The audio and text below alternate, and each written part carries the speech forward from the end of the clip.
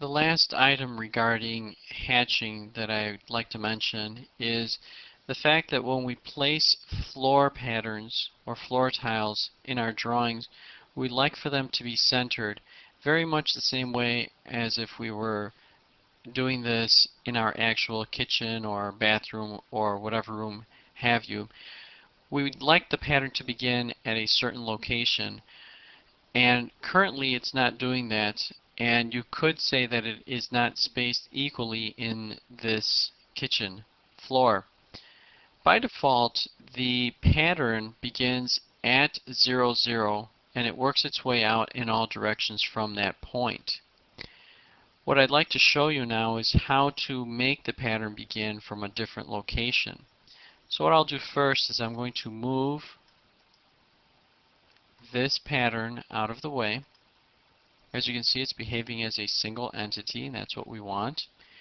The next thing I'm going to do is zoom in a little closer and draw myself a line. The reason for drawing this line is because I would like to find the midpoint of this space. If you take a line and draw it from one corner to the other, you have a diagonal.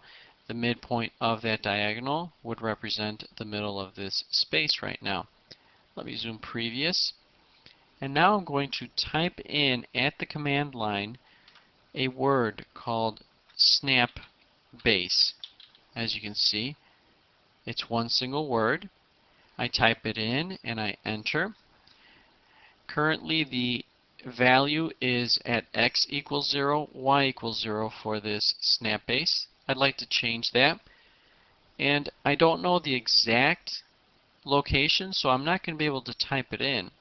What I'll do is I have my midpoint O snap set, and I'm going to pick this location here right now by clicking on it. Autocad has accepted that as the new value for the snap base. If you're not sure, you can type in the word again and enter. And as you can see, it has made that change. Simply going to enter now to keep that. And I can erase this line because it's no longer necessary. Next, I'm going to select Hatch. And instead of picking points and going through all of this, I'm going to inherit properties. That's the reason I didn't erase this. I'm going to pick it now. AutoCAD is now indicating to select internal points, and it's this one. I'm now going to right click and enter. And OK. And this looks a little bit better. Zooming in again, if I were to draw this diagonal one more time, I'm going to turn the grips on for a second, and you can see that it picked this midpoint as the new snap base, and the hatch pattern extended in all directions from this location.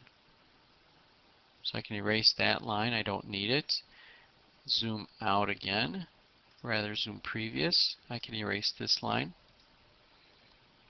And there we have the pattern spaced on this floor based on our changes using SnapBase.